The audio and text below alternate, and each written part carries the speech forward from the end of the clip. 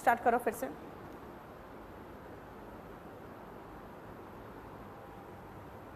Good evening everyone, फिर से चलिए शुरू करते हैं टेस्ट पेपर। आज मैंने लिया है 4 मार्च 2018 का CHSL का पेपर, और इसमें बिल्कुल मैं चाहूँगी पहले बता दूं कि आपको मैं पहले से पोर्टल में क्वेश्चन पेपर लोड करवा दूंगी। आप उसे प्रिंट आउट निकाल के उसका प्रिंट आउट लेके एकदम शांति से बैठ जाओ, बिल्कुल सिर्फ सुनते रहो जो मैं बोल रही हूँ, और पेपर को देखो मैं कैसे सॉल्व कर रही हूँ, कैसे दिमाग में लगाती हूँ, आप वैसे ही दिमाग लगाओगे।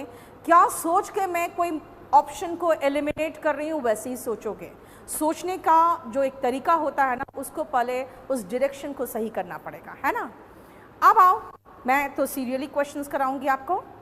She was quite amusing at that story, detecting error का है।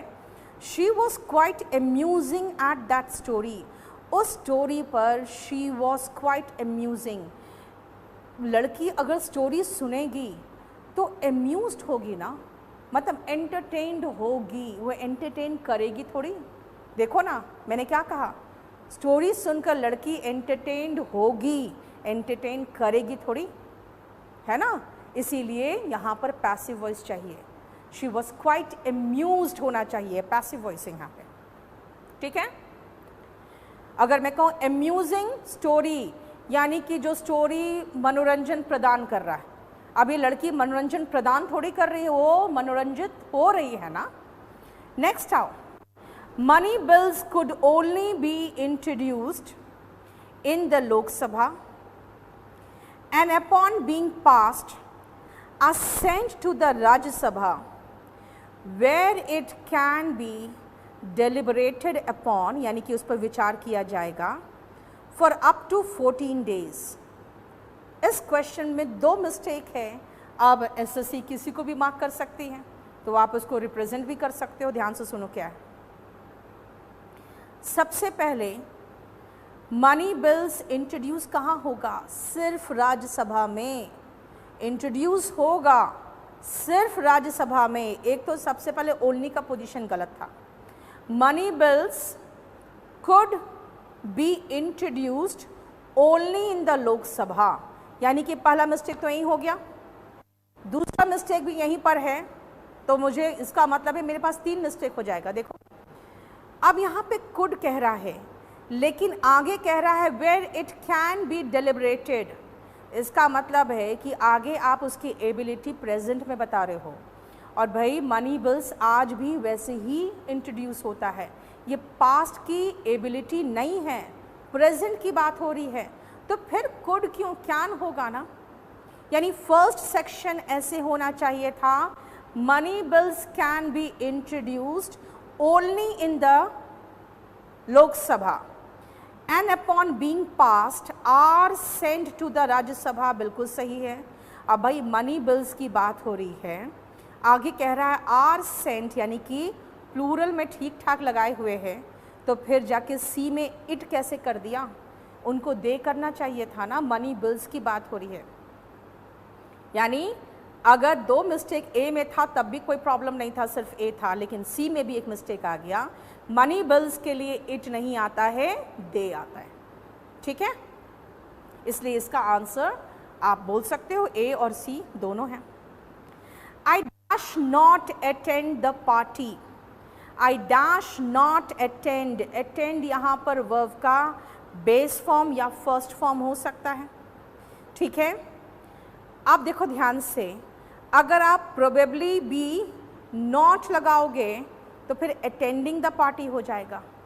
विल बी लगाओगे फिर से अटेंडिंग हो जाएगा, क्योंकि will be plus V1 ING होता है। हर मॉडल के बाद वर्ब का बेस फॉर्म आएगा। मेरे लिए डी बिल्कुल ऑप्शन सही है। अब अगर कहोगे सी तो उसमें वोंट आया है, और ऊपर देखो क्वेश्चन में नॉट आया है, तो 2 नॉट क्या करेगा? वोंट का मतलब तो विल नॉट होता है ना, इसलिए क्या होगा? I shall not attend the party. आसान था। हैप्पी थॉट्स, आप जब खुश रहते हो ना, तो happy thoughts release hormones that work for our well being. Well being मतलब हमारे अच्छे सेहत के लिए काम करता है। And negative thoughts release hormones, और जब आप नेगेटिव सोच वाले हो जाते हो ना, तो release hormones that make us, अब देखो ध्यान से, हैप्पी थॉट्स अगर वेल बीइंग की बात कर रहा है तो नेगेटिव थॉट्स हमें इल करेगा, इलनेस की बात करेगा। देखो वेल बीइंग का उल्टा इल होगा ना, क्योंकि आपका positive thought and negative thoughts की बात कर रहा है। हैप्पी थॉट्स आपको सेहतमंद बनाता है, तो नेगेटिव थॉट्स क्या बनाएगा, उसका उल्टा। यहाँ पर ऑप्शन इल है बस। रिजुविनेटेड का मतलब तो होता है फिर से एकदम चुस्त दुरुस्त हो, है ना, फिर से आप जब चुस्त दुरुस्त हो जाते हो तो रिजुविनेटेड होते हो।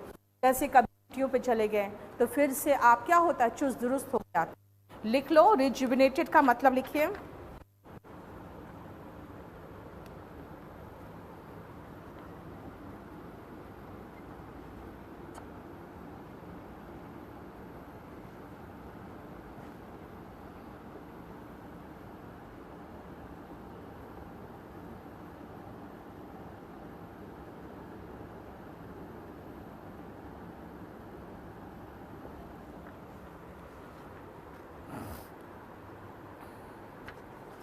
आप फिर से अच्छा महसूस करते हो, यानी फिर से आप सेहतमंद या चुस्त दुरुस्त होके फुल ऑफ एनर्जी वापस आते हो, है ना। तो रीजुविनेटेड का मतलब री एनर्जाइज्ड भी होगा, फिर से एनर्जी गेन करना। एक्साइटेड तो उत्सुक होता है, राइट।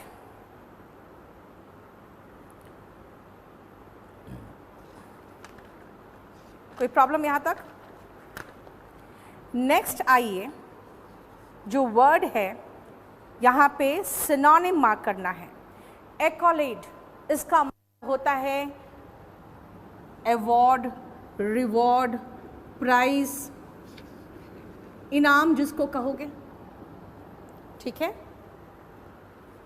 उसका सिनोनिम यहीं पर दिया है लॉरेल्स, सेम मीनिंग है, दैट इज रिवॉर्ड। फाइन।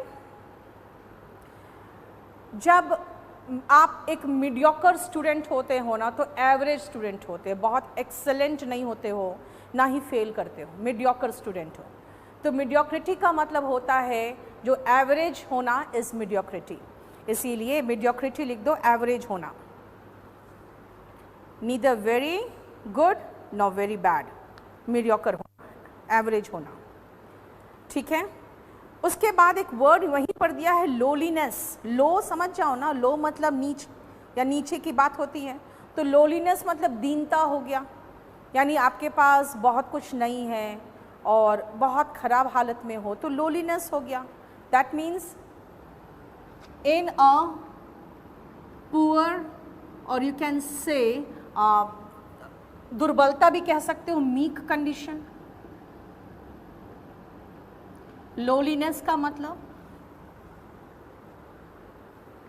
ठीक है। तो कोई प्रॉब्लम यहां तक? नेक्स्ट वर्ड आओ, इनवेक्टिव। इनवेक्टिव का कोई मतलब नहीं इन्वेंट से है, ध्यान रखना। It is abusive. एब्यूसिव का मतलब होता है जब आप गलत शब्द इस्तेमाल करते हो, गालियां देते हो। जब आप गाली दे रहे होते हो ना, तो आप एब्यूसिव होते हैं, ठीक है। नेक्स्ट वर्ड आओ, इलेटेड। इलेटेड का मतलब खुश होता है, इलेटेड का मतलब होता है खुश, वेरी हैप्पी, एक्सटेटिक, यूफोरिक, है ना, ये सब सिनोनिम है इलेटेड का। इलेटेड मतलब खुश होगा, हैप्पी।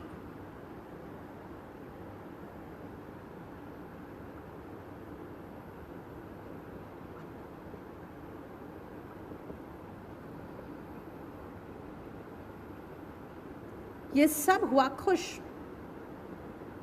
इलेटेड का सिनोनिम है। मुझे तो एंटोनिम चाहिए, अगर सिनोनिम होता तो वहाँ पे चीयर्ड जो सेकेंड ऑप्शन है ना वो लगा देती मैं। थर्ड लगाऊंगी आप डिसहार्टेंड, क्योंकि डिसहार्टेंड का मतलब होता है निराश। डिसहार्टेंड का मतलब निराश, ठीक है। अगर मैं ये कहूँ corruption is baneful for a nation.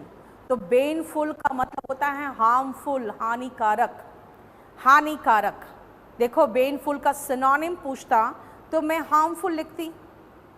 Disastrous का मतलब होता है आपदा वाला, जो आपदा ले आए वो डिजास्ट्रस होता है। तो देखा जाए तो बेनफुल, हार्मफुल, डिजास्ट्रस ये सब सिनोनिम है। तो फिर बचा क्या मेरे पास, एक ही वर्ड है लकी, जो उसका एंटोनिम लग रहा है थोड़ा बहुत। मार्क करिए, आगे निकलिए। ठीक है।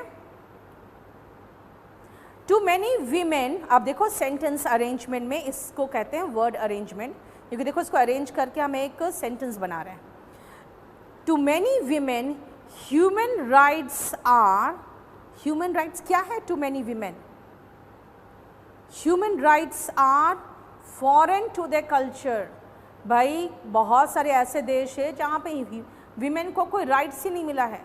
जब वो कोई राइट्स देखती है ना किसी वीमेन के पास, तो कहती है अच्छा ये तो विदेशी महिला है ना, हमें तो वो चीज़ अवेलेबल नहीं है। इसका मतलब उनके लिए क्या है, फॉरेन टू द कल्चर, उनके कल्चर का भाग ही नहीं है। Many women human rights are foreign to the culture, इसका मतलब शुरू हो रहा है पी से। देखो पी से हमारे पास दो ऑप्शन है, foreign to the culture and challenge deeply held notions of, deeply held notions of individual and community identity। यानी ह्यूमन राइट्स क्या है, उनके कल्चर का के लिए बिल्कुल फॉरेन है, यानी वहाँ का नहीं है। और वो चैलेंज करता है क्या, डीपली हेल्ड नोशंस, जो वहाँ पे बहुत डीप रूटेड नोशंस है, कुछ मान्यताएं, विश्वास है, इंडिविजुअल का, कम्युनिटी का, उनको चैलेंज करता है। इसका मतलब है अगर आप वहाँ पे फ्रीडम डिमांड कर दोगे तो होगा कि भाई यहाँ की संस्कृति सभ्यता के विरुद्ध ये बात कर रहा है, वो चैलेंज कर दोगे अगर आप मांग कर दोगे अगर फ्रीडम का। इसका मतलब है वहाँ के महिलाओं के लिए जो फ्रीडम है वो समथिंग है कैसा, फॉरेन है, वहाँ के लिए नहीं है। फिर से ध्यान से सुनो, to many women human rights are foreign to their culture and challenge, challenge यहाँ पे वर्ब है, डीपली हेल्ड नोशंस किसका, एक इंडिविजुअल का एंड कम्युनिटी के आइडेंटिटी का, है ना। ह्यूमन राइट्स का डिमांड नहीं कर सकते वहाँ पे। अब आइए एक्टिव पैसिव में, some girls were helping the wounded man, यानी कि ये तो पास्ट का है, वर हेल्पिंग पास्ट कॉन्टिन्यूअस है। बीइंग मत भूलना, मैंने हमेशा कहा है क्लास में, जब भी कॉन्टिन्यूअस तो बीइंग मत भूलना। कौन सा है, the wounded man were being helped, third form चाहिए हमें, बाय सम गर्ल्स, हो गया सेकेंड ऑप्शन इसका।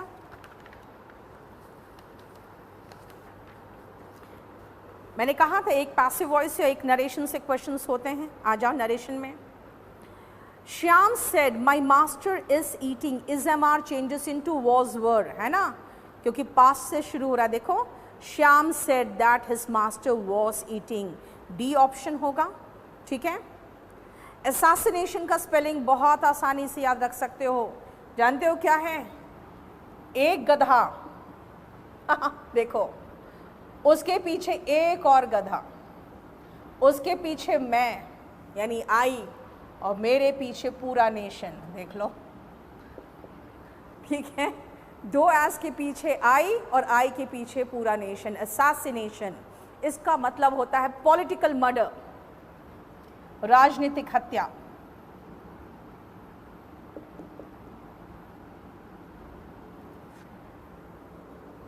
So the answer is C.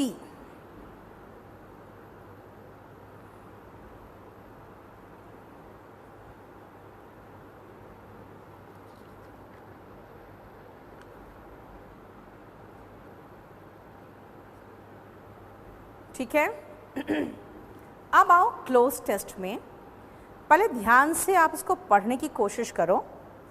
A little thought will show you how vastly your own dash depends on the way other people bear themselves towards you। कहा है अगर थोड़ा सा सोचा जाए ना तो आप ये बताया जा सकता है आपको कि कैसे आपका ओन डैश डिपेंड करता है कि कैसे बाकी लोग आप पर व्यवहार करते हैं, यानी कि किस तरह से वो असर डालते हैं। नाउ देखो ध्यान से, योर ओन हाउस कहते हो, योर ओन बुक कहते हो, योर ओन हैप्पीनेस बोलेंगे ना, हमें तो नाउन चाहिए वहाँ पे कि आपकी अपनी खुशी कैसे निर्भर करती है दूसरों पर, कि दूसरे आपके साथ कैसे व्यवहार करते हैं, उस पर आपकी अपनी खुशी निर्भर करती है। यानी कि मुझे नाउन चाहिए था, मैंने हैप्पीनेस लगाया।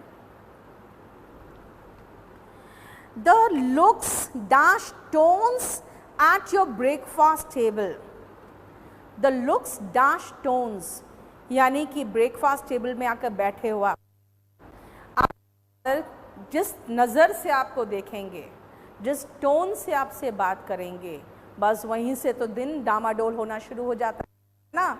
तो क्या कहेंगे, द लुक्स एंड टोन्स, यानी कि जिस तरह से उनके चेहरे की भाव भंगिमा होगी और जैसे टोन से आप बात करेंगे वो बात करेंगे। Eight your breakfast table the conduct of dash fellow workers, of course you की बात हो रही है तो योर फेलो वर्कर्स की बात होगी ना, कि आपके जो फेलो वर्कर्स का कंडक्ट है, और एम्प्लॉयर्स यानी कि आपके जो मालिक है या आपके जिसके साथ काम कर रहे हैं उनका जो कंडक्ट है, जिस तरह का व्यवहार है। द डैश और unreliable man you deal, the dash और अनरिलायबल, देखो और लगाया, और का मतलब उल्टा बात कर रहा है। एंड होता ना तो एक ही तरह के लोगों की बात होती, और का मतलब होता है कि हम दो अलग उल्टी बात कर रहे हैं। अगर अनरिलायबल है यानी जिस पर आप निर्भर नहीं कर सकते, तो उल्टा क्या होगा, तो फेथफुल होगा।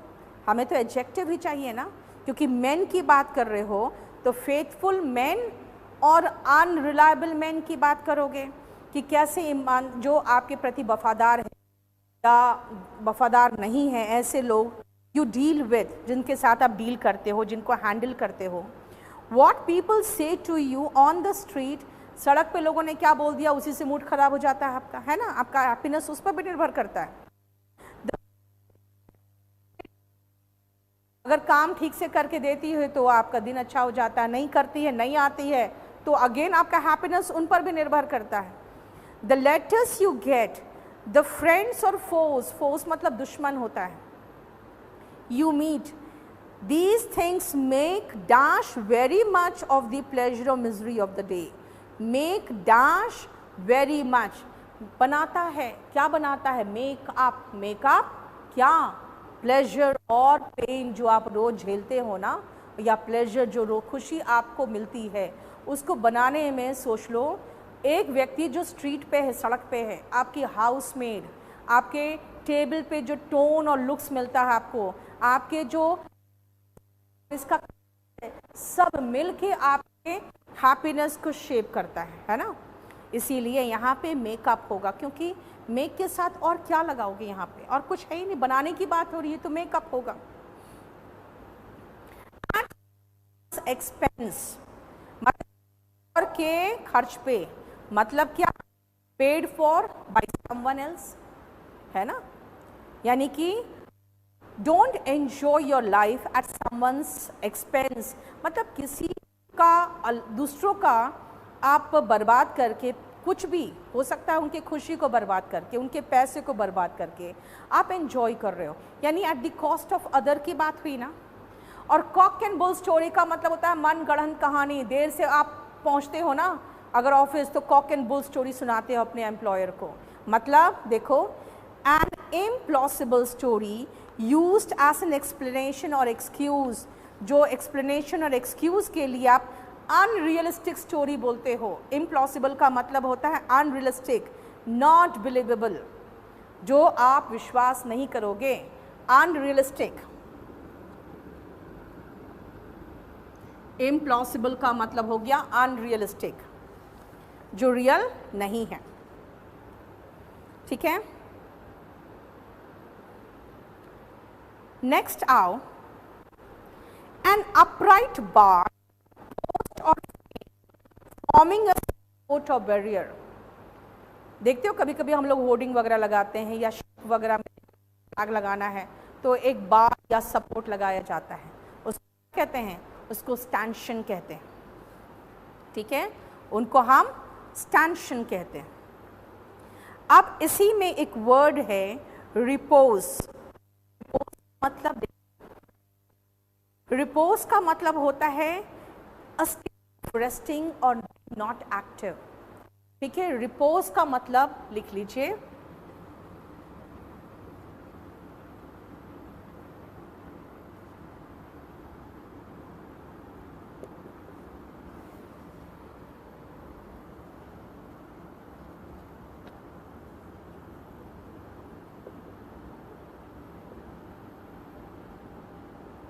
रिपोज का मतलब बोल रही हूं मैं,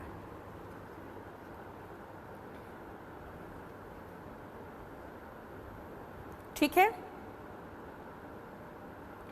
अगर इसी का सिनोनिम की बात करोगे ना, रिपोज का सिनोनिम, तो आपका डी में उसका सिनोनिम है सुपाइन। जैसे आप पीठ के बल पे आराम से लेटे हुए हो, सर ऊपर करके, आपका फेस ऊपर है और पीठ पीछे है ना, तो आराम से लेटे हुए हो, वो भी सुपाइन होता है। तो सेम हुआ, लेकिन सुपाइन का मीनिंग लिख लो,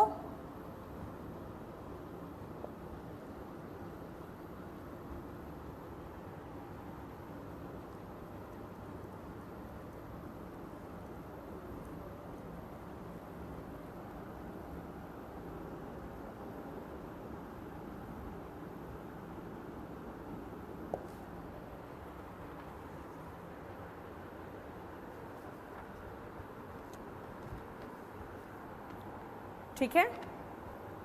देखो, नॉट एक्टिव का मतलब ही तो पैसिव होता है, सुप्त अवस्था में, यानी कि इनएक्टिव, है ना। और अगर दोनों का सिनोनिम देखोगे तो फिर तीसरा हो गया, एक वर्ड दिया है रिकम्बेंट, उसका मतलब भी सेम है, लाइंग डाउन। रिकम्बेंट का मतलब भी लाइंग डाउन है, रिकम्बेंट, लाइंग डाउन। यानी अगर बी को छोड़ दिया जाए तो बाकी तीनों word repose, recumbent and supine तीनों सिनोनिम है, ठीक है। तीनों का मतलब लेटा हुआ।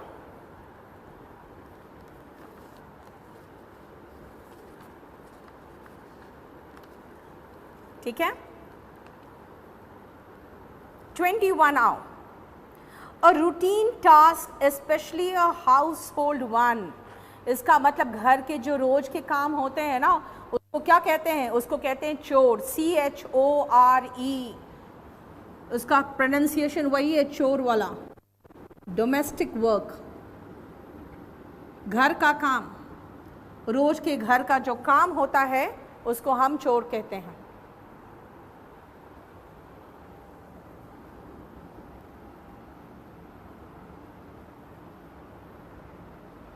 ठीक है। नेक्स्ट उसी में एक वर्ड है सर्विट्यूड। देखो, आपको सर्विट्यूड में सर्वेंट वाला वर्ड दिखेगा आपको। सर्वेंट का मतलब नौकर हो गया, नौकर मतलब स्लेव, है ना। तो सर्विट्यूड का मतलब क्या होगा? दास्ता, स्लेवरी। ठीक है, स्लेवरी। फिर एक वर्ड हमेशा हम सुनते हैं, toil and MOIL. Toil and MOIL, जब आप बहुत कड़ी मेहनत करते हो ना आप, तो टॉयल एंड मॉइल करते हो। इसका मतलब टॉयल हो या मॉइल हो, दोनों का मतलब है to work hard, to work hard.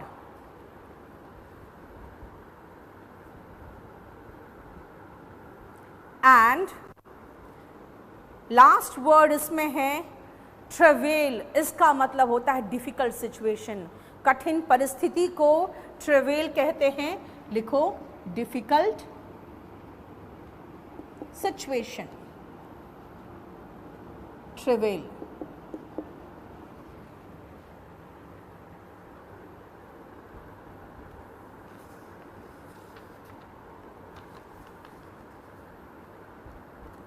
ठीक है।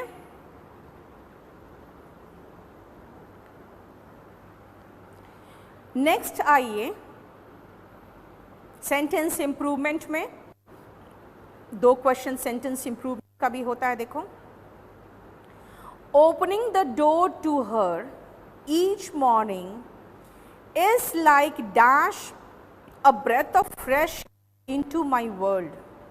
इसका मतलब रोज उसके लिए दरवाज़ा खोलना ऐसा है मेरे लिए जैसे वर्ल्ड ऑफ फ्रेश एयर है ना, ब्रेथ ऑफ फ्रेश एयर, यानी कि बिल्कुल एक फ्रेश एयर का सांस भरना वो मेरे लिए हो जाता है.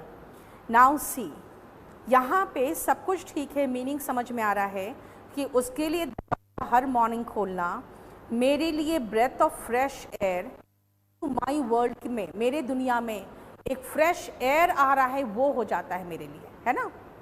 नाउ सी, लाइक वर्ब है वहाँ पे, सॉरी इज वर्ब है वहाँ पे. इज लाइक, जब भी आप लाइक देखोगे ना, लाइक के बाद अगर वर्ब आया तो वो जेरेंड फॉर्म में होता है. Is like what, like is followed by gerund form. Letting होगा यहाँ पे. If I say it is like doing nothing, कहाँ कहा it is like to do nothing, it is like doing nothing, है ना. It is like being idle, मतलब बिना काम के होना. इट इज लाइक बीइंग कहा, बी तो नहीं कहा, टू बी भी नहीं कहा. लाइक के बाद लिख लेना, लाइक के बाद अगर वर्ब आता है तो जेरेंड फॉर्म में आएगा, है ना. ऐसे भी देखोगे प्रेपोजिशन वगैरह के बाद जेरेंड फॉर्म ही आता है. लिख लेना, लाइक के बाद अगर वर्ब आता है तो जेरेंड फॉर्म में आता है. After like if we use a verb it must be in gerund form. After like if we use a verb it must be in gerund form. हो गया. What seeds you dash in the garden of your mind determine the quality of life you shall have. आपने दिमाग में जो seeds आप बोते हो वो डिटरमिन करता है कि आपकी लाइफ की क्वालिटी क्या होगी.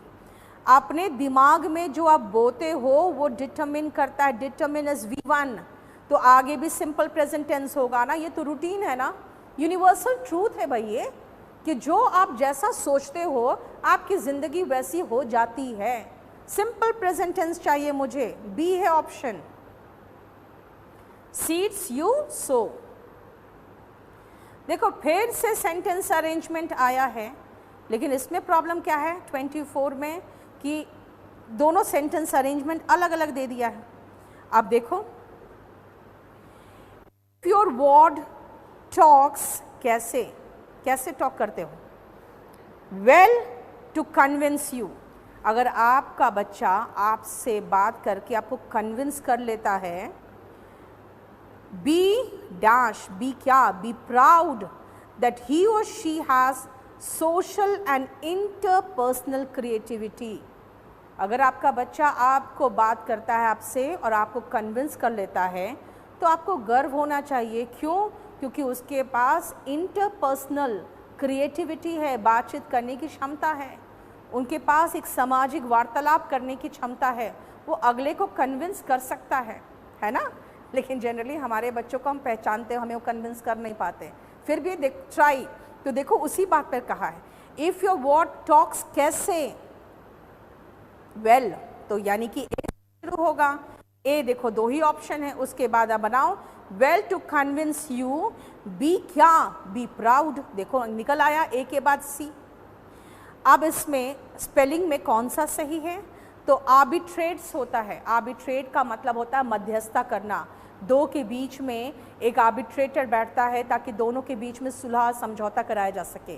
तो आर्बिट्रेट होता है मध्यस्थता करना, ठीक है ना. और स्पेलिंग इसमें बी में सही है, आर्बिट्रेट, ARRBIB, ट्रेट TRATE. तो आर्बिट्रेट्स हो गया उसमें. ठीक है. Thank you so much.